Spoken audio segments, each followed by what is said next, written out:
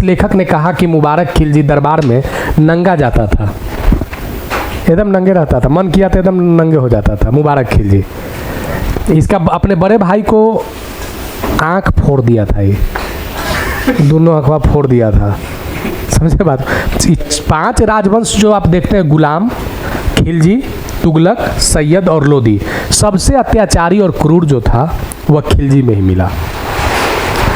खिलजी वंश का संस्थापक जलालुद्दीन खिलजी, जलालुद्दीन खिलजी का अपना भतीजा अलाउद्दीन खिलजी, तो वो शादी कर लिया अपनी चचेरी बहन से, तो दामाद भी हो गया, दामाद भी हो गया ना। फिल्म जो था ना वो देखे नहीं थे, वो फिल्म अलाउद्दीन खिलजी वाला, पद्मावती, पद्मावती। देखो एक शब्द आया पद्मावती, तो यहाँ पे एक चीज़ कर लेना क्योंकि लिटरेचर का है, इसको हम करवा देंगे। तो अलाउद्दीन खिलजी उतना ही बड़ा अत्याचार जलालुद्दीन खिलजी को मार देता है।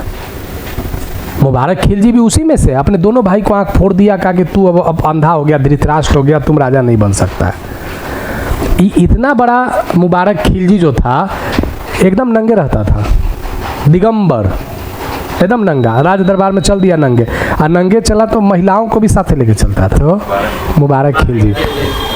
आई मोर के पंख ले रहता था, औरतियन सबसे मोर के पंख लेके कहता था, ये सब मतलब सच्चाई बात आपको कह रहा है, मोर के पंख लेके ही चलता था राज दरबार में, एकदम नंगे जाके राज दरबार में बैठ जाता था। इतना ही नहीं, मंत्री को भी कहता था कि चल नंगे हो, धोती पैंट सब हो।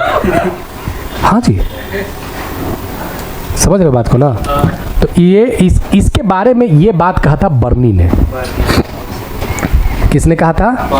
बर्नी। बर्नी इतिहासकार है। देखिए यहाँ पे एक फिरदौसी का भी नाम है, फिरदौसी का एक किताब है शाहनामा। क्या है? अमीर खुसरो को बोला जाता है तूतिए हिंद। मेंशन कीजिए कॉपी पे ये सब।